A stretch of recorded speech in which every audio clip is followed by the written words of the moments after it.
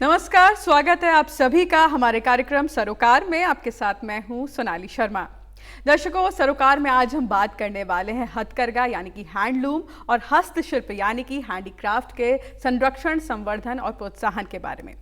जैसा कि हम सभी जानते हैं कि हथकरघा और हस्तशिल्प के प्रोत्साहन के लिए लगातार केंद्र और राज्य सरकारें प्रयास कर रही हैं, काम कर रही हैं। हमारे बुनकर और हमारे जो कारीगर हैं उनको और सशक्त बनाने के साथ ही साथ जो हमारी ये पारंपरिक धरोहर है, जो हमारी ये पारंपरिक स्वदेशी धरोहर है, इसको कहीं ना कहीं और बल देने के लिए प्रधानमंत्री भी लगातार कई कदम उठा चुके हैं। हाल ही में अगर बात की जाए तो उन्होंने एक संदेश दिया है, वोकल फॉर हैंडमेड, यानी कि हाथ से बनी स्वदेशी चीज़ों को हम और भी ज़्यादा प्रोत्साहित करें और जो हमारे देश में बनी जो वस्तुएं हैं उनका प्रचार प्रसार दूर दूर तक हो, विदेशों तक उनकी पहुंच बढ़े। लगातार इसको लेकर कोशिशें की जा रही है। आत्मनिर्भर भारत के प्रधानमंत्री के इस सपने को साकार करने में उत्तराखंड राज्य किस तरह से काम कर रहा है, यहाँ पर हथकरघा और हस्तशिल्प उद्योग किस तरह से इस उद्योग को बढ़ावा दिया जा रहा है, कारीगरों और बुनकरों की जो परेशानियां हैं उनकी समस्याओं को किस तरह से उनका समाधान किया जा रहा है, साथ ही साथ कौन कौन सी योजना यहाँ पर चलाई जा रही हैं, इन तमाम बातों पर जानकारी लेंगे। हमारे साथ एक बेहद खास मेहमान इस वक्त स्टूडियो में मौजूद हैं। हमारे साथ श्री सुधीर चंद्र नौटियाल जी हैं, मुख्य कार्यकारी अधिकारी हैं उत्तराखंड हथकरघा एवं हस्तशिल्प विकास परिषद के। स्वागत है सर आपका, बहुत बहुत हमारे कार्यक्रम में आप शामिल हुए हैं। धन्यवाद। तो सर, जैसा कि मैंने शुरुआत में ही कहा कि आज हम हथकरघा और हस्तशिल्प के बारे में बात करने वाले हैं। उत्तराखंड की अगर बात करें तो ये उद्योग किस तरह से यहाँ पर फल फूल रहा है और विभिन्न जो हिस्से हैं उत्तराखंड के, आपके माध्यम से हम जानना चाहेंगे कहाँ पर कौन कौन सी ऐसी चीज़ें हैं उत्तराखंड में जो बनती हैं जिनको लगातार जो बाहरी बाजार है वो उपलब्ध कराया जा रहा है और अधिक उसके लिए प्रयास किए जा रहे हैं। मैं थोड़ा सा पहले हैंडलूम इंडस्ट्री के ऊपर एक ग्लोबल पर्सपेक्टिव उससे शुरू करता हूँ और फिर आते हैं कि उत्तराखंड में हम क्या कर रहे हैं। तो जो ये हमारा हथकरघा है, इसको जो हाथ से बुनने की कला बोलते हैं, करघे का इस्तेमाल करके, ये हमारी प्राचीन जो समृद्ध विरासत है उसका एक बहुत समृद्ध और सशक्त पहलू है जो सदियों से हमारे यहाँ पे आगे बढ़ा है और इसने समय के साथ साथ अपने को भी ढालने का प्रयास किया है। जो चैलेंजेस आए हैं और बहुत सारे चैलेंज हैं, खास करके जो मशीन्स के बाद में, तो उनको भी ये झेलने में सशक्त रहा है, सक्षम रहा है और आज बाज़ार में अपनी विशिष्ट पहचान इस सेक्टर ने बनाई है। तो हथकरघा की बात करें तो आज विश्व में सिर्फ कुछ ही देश हैं जहाँ पे हथकरघा का काम होता है और भारत ऐसा देश है जिसमें करीब 90% से ज़्यादा जो हथकरघा आज होता है वो भारत में ही होता है। और उसके अलावा थोड़ा सा बांग्लादेश और पाकिस्तान या कुछ और छोटे से कंट्रीज़ हैं जहाँ पे थोड़ा थोड़ा ये काम होता है। अदरवाइज़ आप देखें कि सारी दुनिया में जो है सिंथेटिक्स के बाद और फिर मशीन मेड जो कपड़े हैं उसके ऊपर जब से आए हैं तो इनको काफ़ी चैलेंज झेलने पड़े हैं। लेकिन हमारा जो हिंदुस्तान में हथकरघा है इसने बहुत एक विशेष छाप अपनी पूरे विश्व के मार्केट में भी बनाई है। और उत्तराखंड की जहाँ तक बात है, हम लोग का राज्य 2000 में बना और उस समय हमारे जो हथकरघा और हस्तशिल्प क्षेत्र थे वो थोड़े उपेक्षित से क्षेत्र थे। पूरी अर्थव्यवस्था की भी स्थिति आपको मालूम है कि हम लोग बहुत प्रायोरिटी में नहीं थे और हमारी जो जीडीपी थी वो अगर कंपेयर करें यूपी के हिसाब से, मैदानी क्षेत्रों के हिसाब से, पहाड़ में ग्रोथ रेट भी बहुत कम था। 2.89% जब डिवाइड हुआ तो हम लोगों का था। आज 20 साल हो गए हैं और हम लोग लगातार बहुत तेज़ी से बढ़ती हुई अर्थव्यवस्था रहे हैं। तेज़ी से हम जो प्रगति कर रहे हैं राज्य, उनमें शीर्ष राज्यों में हम लोग शामिल रहे हैं। लेकिन हथकरघा और हस्तशिल्प के प्रति जो एक प्रयास होना चाहिए था गवर्नमेंट का, वो बेसिकली 2004 में मूर्त रूप लिया उसने। सोच तो बहुत ही 2004 में ये परिषद बनी जो अपने नाम लिया उत्तराखंड हथकरघा और हस्तशिल्प विकास परिषद। और इस परिषद के माध्यम से हम लोग भारत सरकार की बहुत सारी योजनाएं यहाँ पे क्रियान्वित कर रहे हैं। राज्य सरकार ने भी बहुत सारी योजनाएं बनाई हैं और उनको क्रियान्वित किया जा रहा है। जो ट्रेडिशनल हमारे हैंडलूम्स हैं वो बॉर्डर एरियाज़ में वूलन हैंडलूम्स का काम होता है, जैसे धारचूला है, मुनस्यारी आपने सुना होगा, और उत्तरकाशी में डुंडा है। इसी तरह से बागेश्वर में थोड़ा सा काम होता है। अल्मोड़ा में ट्वीट आपने सुना होगा, बड़े फेमस हैरिस ट्वीट के नाम से जानते थे इसको, तो वहाँ पर ये काम होता है। और प्लेन एरियाज़ में अगर आ जाएंगे तो प्लेन में हरिद्वार काफ़ी बड़ा एक क्लस्टर है, 3 मेजर क्लस्टर हैं जो हैंडलूम के हैं, जो हरिद्वार में है, मंगलौर है, इमली खेड़ा है। उसी तरह से ऊधम सिंह नगर ज़िले के जो काशीपुर है, महुआ खेड़ागंज है, ये ऐसे बड़े क्लस्टर्स से जहाँ पे हैंडलूम का काम ट्रेडिशनल तरीके से बहुत सालों से हो रहा था। और वहाँ पे कॉटन हैंडलूम ज़्यादा होता है। जो पहाड़ी एरिया है वहाँ पे वूलन हैंडलूम है, और प्लेन एरियाज़ में हमारा जो कॉटन है उसका हैंडलूम प्रोडक्ट्स होता है, क्योंकि यूपी से लगे हुए एरियाज़ हैं। इसके अलावा सिल्क में भी हम लोग, क्योंकि एक लीडिंग स्टेट है सिल्क प्रोडक्शन में, और हमारा सिल्क की क्वालिटी काफ़ी अच्छी है, तो सिल्क पे भी हम लोग के जो बुनकर हैं उन्होंने, जैसे खास तौर से कालसी जो एरिया है, क्योंकि प्रेम नगर में हमारा सिल्क फेडरेशन का ऑफिस भी है, डायरेक्टरेट भी है, तो इन एरियाज़ में सिल्क पे भी काम हो रहा है। और अब जो नए प्रोडक्ट्स आ रहे हैं वो कॉम्बिनेशन है कई सारे फाइबर्स के। एक नेचुरल फाइबर में हम लोग कहते हैं कि हिमालयन फाइबर्स में हम लोग अग्रणी राज्य हैं। हमारे पास बहुत से यूनिक फाइबर्स हैं, और अब मार्केट में जब स्थापित होने की बात होती है तो आपके पास अगर कोई बहुत ख़ास चीज़ नहीं है तो वो फिर बाज़ार में लेके आना बहुत मुश्किल है। और ख़ास तौर से तब जब हमारे जैसे छोटे राज्य जिनके वॉल्यूम्स काफ़ी कम है, जिनकी मात्रा काफ़ी कम है, तो उनमें बायर्स को अट्रैक्ट करना या एक कंसिस्टेंट प्रोडक्ट बना के और उसको मार्केट करना, ये काफ़ी बड़ा चैलेंजिंग चीज़ हो जाती है। तो इसलिए हम लोग ख़ास तौर से इस पे ध्यान दे रहे हैं। हमारा जो परिषद और सरकार का उद्देश्य है वो ये है कि हम लोग जो हमारी स्ट्रेंथ्स है, जो चीज़ और किसी के पास नहीं है, ऐसी बहुत सारी चीज़ें जो हमारे पास हैं, जैसे नेचुरल फाइबर है, नेटल फाइबर आपने सुना होगा, तो वो उत्तराखंड में उगता है, उसको कैसे प्रोत्साहित किया जाए उस पर काम हो रहा है। भीमल का फाइबर हमारा स्पेशल फाइबर है, तो उनके कॉम्बिनेशंस के साथ में वूल के साथ, सिल्क के साथ और कॉटन के साथ मिलके हम लोग कई सारे नए प्रोडक्ट्स बनाने की दिशा में लगातार काम कर रहे हैं। बिल्कुल। तो सर आपने यहाँ पे बहुत महत्वपूर्ण जानकारी दी कि किस तरह से नेचुरल चीज़ें और उनका चेंज करके, उनको मिक्स करके कहीं ना कहीं और ऐसे प्रोडक्ट्स बना रहे हैं जो आने वाले समय में या फिलहाल भी मार्केट में पहुँचना शुरू हो चुके होंगे। योजनाओं की बात करते हैं सर, किस तरह से, क्योंकि प्रधानमंत्री लगातार आत्मनिर्भर भारत का उनका एक सपना है, उत्तराखंड में किस तरह से उस सपने को साकार किया जा रहा है, किस तरह की योजना यहाँ पर धरातल पर काम कर रही है जो वाकई कारीगरों, बुनकरों को लाभान्वित कर रही है? देखिए, जो वोकल फॉर लोकल का बात कहा है माननीय प्रधानमंत्री जी ने, और आत्मनिर्भर भारत की जो बात कही है, तो मैंने जैसा कहा कि हम लोग भी इसी उद्देश्य से आगे बढ़े हैं लगातार, जब से राज्य बना है, कि हमारे पास जो लोकल रिसोर्सेज हैं उनको हम कैसे यूज़ करके हम लोग कुछ विशिष्ट उत्पाद बना सकते हैं। तो ये स्ट्रेटेजी हमारी शुरू से रही है, और हमको लगता था कि यही हमारे लिए एक विनिंग पॉइंट होगा। लेकिन देखिए, जब तेज़ी से विकास करने की बात हुई, राज्य बना, तो हम लोगों ने औद्योगिकीकरण पे काफ़ी जोर दिया, जो पुरानी सरकारें थी, क्योंकि जो सबसे बड़ी समस्या थी इस राज्य की वो ये थी कि इन्वेस्टमेंट नहीं था, सिर्फ गवर्नमेंट वाला इन्वेस्टमेंट होता था कि रोड्स बन गई या कुछ इंफ्रास्ट्रक्चर बन गया, उनसे रिटर्न इकोनॉमिक तरीके से सीधा नहीं आता है, बहुत जल्दी नहीं आता है, क्योंकि जब तक लोगों को रोज़गार के जरिया नहीं मिलेगा और दूसरा उत्पादन नहीं होगा, तो जीडीपी में हमारी ग्रोथ तभी आती है जब हम मैन्युफैक्चरिंग करें, कुछ वैल्यू एडिशन करें। तो उसके लिए जो शुरुआती जो सरकार के प्रयास भी रहे और उसमें बहुत सफल रहे हम लोग, जिसको कहते हैं कि औद्योगिकीकरण, और उस दिशा में हम लोगों ने काफ़ी तेज़ी से प्रगति की। हमारा बल्कि एक एग्जाम्पल है पूरे हिंदुस्तान में कि बहुत छोटे समय में कैसे एक राज्य उद्योगों को यहाँ पे अट्रैक्ट कर सकता है। जहाँ पे लगता था कुछ नहीं हो सकता है, वहाँ पे उद्योग आए, और आज हम जब जाते हैं, पूरे विदेश में भी जाते हैं, पूरे देश में जब जाते हैं, माननीय मुख्यमंत्री जी जाते हैं, तो उनको फिर फीडबैक मिलता है। और उसका उदाहरण देखा हमने इन्वेस्टर समिट में भी 2018 में। जी, तो काफ़ी संख्या में इन्वेस्टर्स को हमने, बहुत लोगों का उत्साह है, बहुत लोगों का।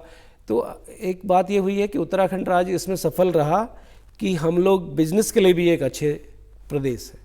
और ईज़ ऑफ डूइंग बिजनेस की आपने बात की, तो ईज़ ऑफ डूइंग बिजनेस में भी हम लोगों की रैंकिंग काफ़ी ऊपर है। हिमालयी राज्यों में हम लोग नंबर 1 पे हैं, और ये सब तब संभव है जब सरकार का ये एक प्रायोरिटी होती है। जैसे माननीय प्रधानमंत्री जी की प्रायोरिटी है कि हम देश को एक ऐसा देश बनाएं जहाँ पे लोग आके मेक इन इंडिया वाला जो उनका एक सोच है उसको मूर्त रूप दे सकें।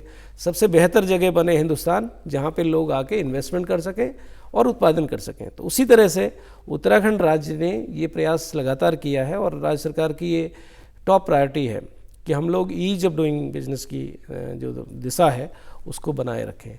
अब जो आत्मनिर्भर भारत वाली बात है, उसमें जो नेचुरल रिसोर्सेज हैं वो तभी हम लोग उनको एक्सप्लॉइट कर पाएंगे, यूज़ कर पाएंगे, जब हम लोग के पास में एक ऐसा इंफ्रास्ट्रक्चर होगा, एक ऐसी सोच होगी, उद्यमिता जिसको कहते हैं, वो बहुत ज़रूरी है। और कोविड के बाद में हम लोगों ने ख़ास तौर से देखा है, अभी आपसे आगे चल के बात करेंगे हम लोग कि हमने जो स्वरोजगार योजना लाए हैं, तो उससे हमें लग रहा है कि हमारे जो युवा हैं उनका रुझान अब उद्यमिता की तरफ बढ़ गया है, जो हमारी एक कमजोरी होती थी पहले कि हमारे युवा नौकरी पे ही ज़्यादा सोचते थे, नौकरी पाने की कोशिश में ही ज़्यादा लगते थे। लेकिन अब अपना रोज़गार करने की दिशा में भी बहुत सारे एग्जाम्पल आ रहे हैं हमारे पास, जब लोग बहुत बड़ी बड़ी नौकरियां छोड़ के और मेट्रोज़ को छोड़ के अपने गांव में आके कुछ अपना कारोबार शुरू कर रहे हैं। तो ऑर्गेनिक जैसे एक एरिया है कि ऑर्गेनिक प्रोडक्शन में एरोमेटिक बेस्ड प्लांट, जो एप्पल प्रोडक्शन है, अभी आप कुछ साल में देखेंगे जो अभी शुरू हुआ है 2-3 साल में पुरुला और जो मोरी एरिया है हमारे उत्तरकाशी ज़िले का है, तो कुछ पौड़ी तक में लोगों ने ये लगाए हैं एप्पल के प्लांट्स। तो एप्पल बहुत बड़ी संख्या में, जो एक धीरे से कम हो रहा था हमारे पास, एकदम तेज़ी से बढ़ जाएगा। तो उसी तरह से लोकल प्रोडक्ट्स में क्राफ्ट का बड़ा इंपॉर्टेंस है, हैंडीक्राफ्ट्स का भी इम्पॉर्टेंट है और हैंडलूम, दोनों का इम्पॉर्टेंस है। ऊल हमारे यहाँ पे पहले हम कहते थे कि ऊल प्रोड्यूसिंग हम लोग एक स्टेट है, हमारा ऊल काफ़ी अच्छी क्वालिटी का है। तो ऊल की क्वालिटी बढ़ाने में और क्वांटिटी बहुत ज़रूरी है एक्चुअली। जब बल्क प्रोडक्शन करते हैं, जब बड़ी कंपनीज देखती हैं कि हम लोग यहाँ से सोर्स कैसे कर सकते हैं, बड़े स्टोर्स की जो चेन है उनमें कैसे हमारे प्रोडक्ट जा सकते हैं, उसके लिए ज़रूरी है कि हमारे वॉल्यूम भी हो, क्वालिटी के साथ साथ वॉल्यूम भी हो। तो अभी आपने सुना होगा कि उत्तराखंड ऊल बोर्ड ने ऑस्ट्रेलियन सीप इंपोर्ट की, तो बहुत साल बाद ये हुआ है। पहले हमारे यहाँ पे कोशिश हुई थी ऑस्ट्रेलियन सीप लाने की, इस बार ये काफ़ी समय बाद, बहुत सालों बाद ये कोशिश हुई है और लाए हैं, बहुत सक्सेसफुल रहा है। तो ऊल जो हमारी क्वालिटी होगी वो भी अपग्रेड होगी, बेहतर होगी, और हम जो लो वैल्यू आइटम बनाते थे उनसे अब आगे चल के हम लोग हाई वैल्यू आइटम्स बढ़ाने की दिशा में भी कोशिश कर सकते हैं। और दूसरा, सिर्फ लोकल ऊन तो है ही, हम लोग यहाँ तक कोशिश करेंगे कि हम ऊन बाहर से भी लें और वैल्यू एडिशन यहाँ पे करें। तो सबसे बड़ी बात यही है कि हमारे बुनकर अगर उस क्वालिटी का प्रोडक्ट बना सकते हैं जो compete कर सकता है मार्केट में, तो उससे बड़ा उपलब्धि कोई नहीं होगा, क्योंकि उसी में फिर तब हम रोज़गार भी सृजन कर सकते हैं और लोगों को भी अट्रैक्शन तभी होगा कुछ अपना कारोबार करने में, जब उनको लगेगा कि उसमें प्रॉफिटेबिलिटी। बिल्कुल सर, वॉल्यूम की आपने यहाँ पर बात की और जाहिर सी बात है अगर बेहतर अपने व्यवसाय को करना है तो वॉल्यूम और क्वालिटी दोनों ऐसी चीज़ें हैं जो आपको मेंटेन करनी पड़ेगी। उसी वॉल्यूम के लिए सर आपको और संसाधन उनको कहीं ना कहीं कारीगर और बुनकरों को मौजूद कराने होंगे। उसके लिए किस तरह से काम किया जा रहा है? जो स्वरोजगार योजना की आपने बात की, उसके तहत किस तरह से लोगों को फ़ायदा पहुँचाया जा रहा है? और ख़ासतौर पर जो अब वापस जो युवा आए हैं, जैसे आपने जिक्र किया है, किस तरह से उनको इस योजना से जोड़कर और सीधे तौर पर बुनकरों और कारीगरों या इसमें जो अब नए लोग जो शामिल हो रहे हैं, किस तरह से उनको प्रोत्साहित किया जा रहा है? देखिए, पहली बात तो ये है कि योजना तो अट्रैक्टिव है ही, उसमें सब्सिडी भी है, इंसेंटिव्स तो दे ही रहे हैं, और फाइनेंसिंग बैंक्स के माध्यम से ही होनी है। जो अभी तक हमारे पास एप्लीकेशंस आए हैं, 2000 से ज़्यादा एप्लीकेशंस बैंक्स को जा चुकी हैं, उनमें डेयरी, पोल्ट्री, मतलब रूरल सेटिंग के जो प्रोजेक्ट्स हैं वो ज़्यादातर आ रहे हैं अभी भी। तो ये बहुत अच्छी बात है, क्योंकि ये जो हमारे एग्रीकल्चर बेस्ड प्रोडक्ट्स होंगे, डेयरी वाला जैसे है, पहाड़ में अच्छा दूध आसानी से मिलता नहीं है, कमी है, लेकिन उसके बावजूद प्रोडक्शन नहीं हो रहा है। तो अब चारा जैसे है, चारा की बहुत समस्या होती थी, तो वो एक मतलब एक प्रॉब्लम थी हमारे पास, कंस्ट्रेंट था। धीरे धीरे सरकार ने इन सब चीज़ों को दूर करने के लिए जो प्रयास किए हैं लगातार, उन सब का ही नतीजा है कि लोगों को अभी लगता है कि अपना उद्यम हम पहाड़ में और दूर दराज के एरिया में भी कर सकते हैं। उसके सक्सेसफुल जो एग्जाम्पल है वो लोगों के, युवाओं के सामने है। तो वो लोग उस तरह के जो दिख रहा है उनको कि ये सब चल सकता है, तो उसमें वो आ रहे हैं और काम कर रहे हैं। ये हैंडलूम और हैंडीक्राफ्ट का जो सेक्टर है, बेसिकली ये ट्रेडिशनल लोग करते थे पहले, आपको मालूम होगा कि वीवर्स का एक लंबा ट्रेडिशन होता है। अब हमारे पास क्या है कि जो नए युवा लोग आ रहे हैं वो लोग निफ्ट से पढ़ के आते हैं, NID से पढ़ के आते हैं, और फिर वो लोग काम करते हैं उनके साथ में जो लोग वीवर्स हैं। तो उनका जो सोच है प्रोडक्ट्स के बारे में, क्वालिटी के बारे में, डिज़ाइन के बारे में, वो हमारे लोग कैसे अडॉप्ट करें जल्दी से जल्दी, कैसे उनको समझ आ जाए इस बात को कि जो भी लोग हैं वो क्या चाहते हैं, किस तरह के प्रोडक्ट्स चाहते हैं, किस तरह के डिज़ाइन, डिमांड किस तरह की डिमांड है। तो जब ये कॉन्सेप्ट्स हमारे लोगों में बैठ जाएंगे तो मुझे पूरी उम्मीद है कि उनको काफ़ी अच्छा रिटर्न इसमें मिलेगा। और मैं आपको ये बता दूं कि हमने भारत सरकार की एक इंटीग्रेटेड हैंडलूम हैंडीक्राफ्ट प्रोजेक्ट किया था यहाँ पे 15 ब्लॉक्स में प्रदेश के, और उसमें करीब 40 डिज़ाइनर्स हमने एम्पैनल किए थे, जिसमें निफ्ट के ज़्यादातर लोग थे, कुछ एनआईडी के थे, और आईआईसीटी जयपुर में भी एक संस्थान है डिज़ाइन का जो देश का जो टॉप इंस्टीट्यूशंस है उनमें है। तो उनके जो यंग डिज़ाइनर्स थे उन लोगों ने उस प्रोजेक्ट में काम किया, वीवर्स के साथ काम किया, आर्टिजन्स के साथ काम किया, और बहुत सारे नए प्रोडक्ट लेके आए। तो वो प्रोडक्ट्स का मार्केट में लोगों को तुरंत पसंद आते हैं, एकदम उनको लगता है कि ये चीज़ है, अच्छी है।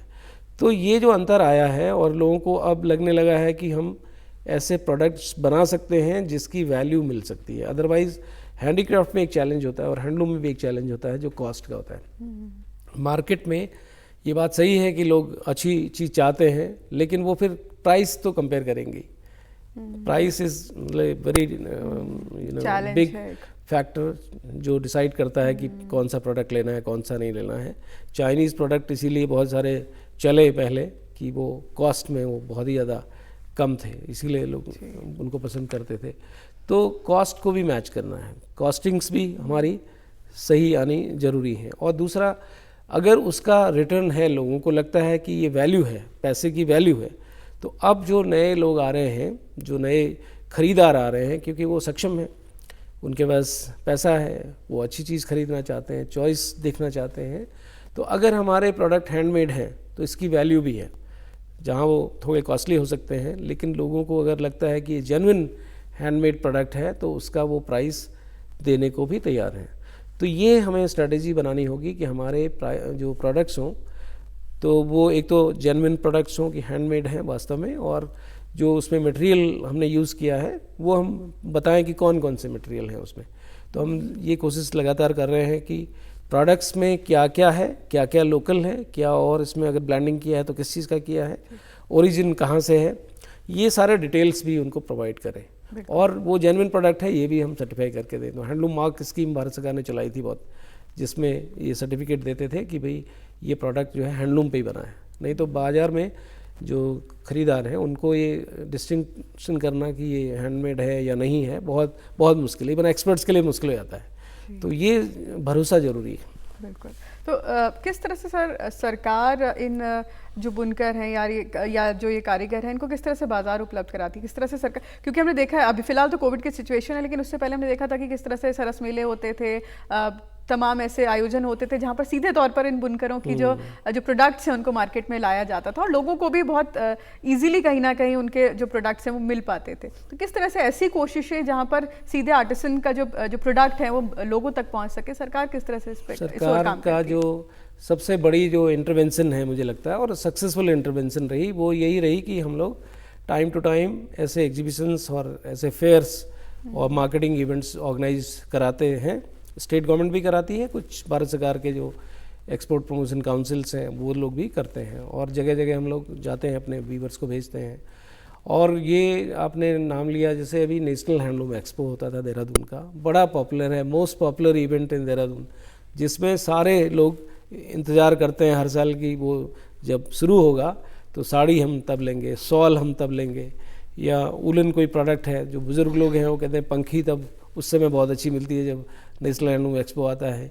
तो ये जो चैनल है एग्जीबिशंस वाला, ये हमने एक सर्वे कराया था तो ये पता लगा कि 70% जो वीवर्स हैं और आर्टिजन्स हैं वो इसी पे डिपेंड करते हैं कि वो कब एग्जीबिशन लगेगी, कहाँ फेयर होगा, कहाँ जाना है, इस पे उनका मार्केट डिपेंड करता है। मतलब वो दुकान खोल के सोचेंगे वो बिक्री कर लेंगे, वो एक्चुअली होता नहीं है।